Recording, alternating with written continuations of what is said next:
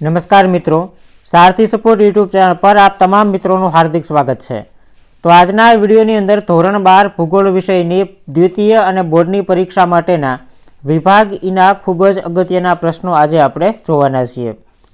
भूगोल विषयनी बात करिए तो भूगोल विषयनी अंदर तमने विभाग ईनी अंदर कुल 30 मार्क्सना प्रश्नों पूछाय छे, जेमांथी 5 प्रश्नों लखवाना होय छे अने 5 मार्क्सनी अंदर एक नक्शो पूछाय छे। एटले एनी अंदर ऑप्शन 5 आपेला हशे पण एक सेपरेट अलगथी एक नक्शो अने 5 प्रश्न। આવી રીતે ભૂગોળ વિષયની અંદર તમારે વિભાગ એની અંદર કુલ 30 ગુણના પ્રશ્ન લખવાના થશે। બીજી વસ્તુ કે આજે 30 ગુણના પ્રશ્ન લખવાના છે, 5 પ્રશ્ન, એમાં તમને 7 પ્રશ્ન આપેલા હશે અને એ 7 પ્રશ્નમાંથી તમારે કોઈ પણ 5 ક્વેશ્ચનના જવાબ લખવાના છે અને નકશાનો એક પ્રશ્ન છઠ્ઠો એક્સ્ટ્રા, એટલે 5 પ્રશ્ન અને એક નકશો, આવી રીતે તમારે કુલ છે એ ભૂગોળની અંદર 5 ક્વેશ્ચન અને 5 માર્ક્સનો એક નકશો લખવાનો થશે। એના પછી વાત કરીએ કે તમારે વિભાગ એની અંદર જે પ્રશ્ન પૂછાય છે એ કયા કયા પાઠમાંથી હશે। તો બીજા પાઠમાંથી એક પ્રશ્ન, 5મા પાઠમાંથી 2 પ્રશ્ન, 8મા પાઠમાંથી 1 પ્રશ્ન, 9મા પાઠમાંથી 2 પ્રશ્ન અને 1 પ્રશ્ન 10મા પાઠમાંથી તમને પૂછાશે। અહીંયા મેં જે જગ્યાએ સ્ટારનું નિશાન કરેલું છે એ સ્ટારવાળા પાઠમાંથી 2 પ્રશ્ન હશે, બાકીના બધામાંથી એક એક।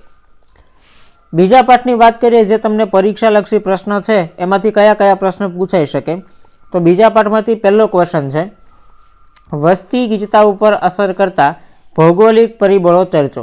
બહુ અગત્યનો ક્વેશ્ચન છે, અવારનવાર પૂછાઈ ગયેલો છે।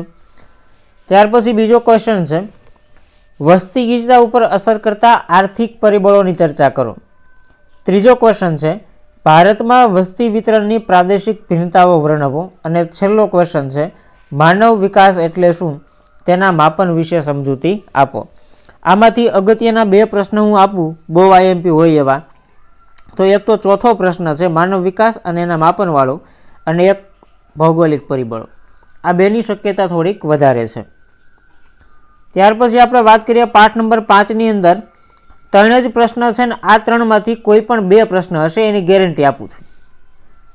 પહેલો ક્વેશ્ચન, પરિવહનનો અર્થ સમજાવી વિશ્વના મુખ્ય સડક માર્ગો વિશે જણાવો।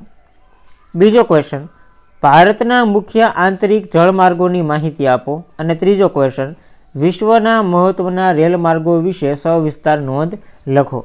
આમાંથી 2 પ્રશ્ન હશે 3માંથી, અને ડેફિનેટલી આ પહેલો અને બીજો થોડોક વધારે આઈએમપી છે, આના ઉપર વધારે ભાર આપજો। એના પછી ચેપ્ટર નંબર 8ના પ્રશ્નોની વાત કરીએ તો એમાંથી ગ્રામીણ માનવ વસાહત પ્રણાલી વિશે સવિસ્તાર ઉત્તર લખો। શહેરી વસાહત વિશે અને તેનું કાર્યકારિતાના આધારે વર્ગીકરણ અને શહેરીકરણની મુખ્ય સમસ્યાઓ વર્ણવો। આમાંથી એક ક્વેશ્ચન પૂછાઈ શકે એવો મને લાગે છે, ગ્રામીણ વસાહતવાળો અને શહેરી વસાહતવાળો। આ 2 કરી નાખો એટલે મોસ્ટ ઓફ તમારું બધું એમાં આવી ગયું। ત્યાર પછી પાઠ નંબર 9, આમાંથી કોઈ પણ 2 ક્વેશ્ચન પૂછાઈ શકે તમને એક્ઝામની અંદર। એમાં પહેલો ક્વેશ્ચન છે, માનવ સંસાધન વિશે વિગતે સમજાવો।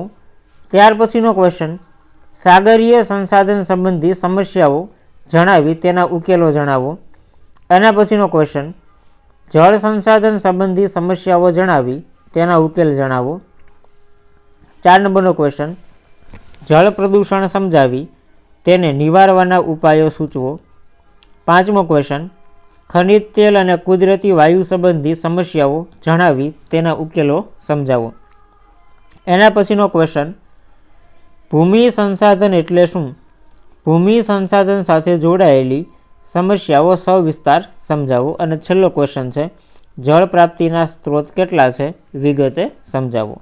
આમાંથી કોઈ પણ 2 ક્વેશ્ચન તમને પરીક્ષામાં હોઈ શકે। ત્યાર પછી 10મો અને છેલ્લો પાઠ જોઈએ, ગરીબીનો અર્થ સમજાવી તેને દૂર કરવાના ઉપાયો જણાવો। આમાંથી એક પ્રશ્ન હશે। ઘન કચરાની સમસ્યા અને તેને દૂર કરવાના ઉપાયો ચર્ચો। ત્યાર પછીનો ક્વેશ્ચન છે, ભૂમિ પ્રદૂષણ એટલે શું, તેની અસરો જણાવો। 4 નંબરનો ક્વેશ્ચન, ભૂખમરાની સમસ્યા કયા સંજોગોમાં સર્જાય છે, વિસ્તારથી સમજાવો। અને છેલ્લો ક્વેશ્ચન, પ્રદૂષણ અટકાવવાના ઉપાયો જણાવો। આટલા પ્રશ્નો તમને પરીક્ષા લક્ષી છે જે વિભાગ એની અંદર પૂછાઈ શકે એવા છે. જો આની PDF તમારે ડાઉનલોડ કરવી હોય તો ડિસ્ક્રિપ્શનમાં આપેલી લિંક ઉપરથી PDF ડાઉનલોડ કરી શકશો. મળીએ છીએ નવા વિડીયો સાથે. જય હિન્દ, જય ભારત.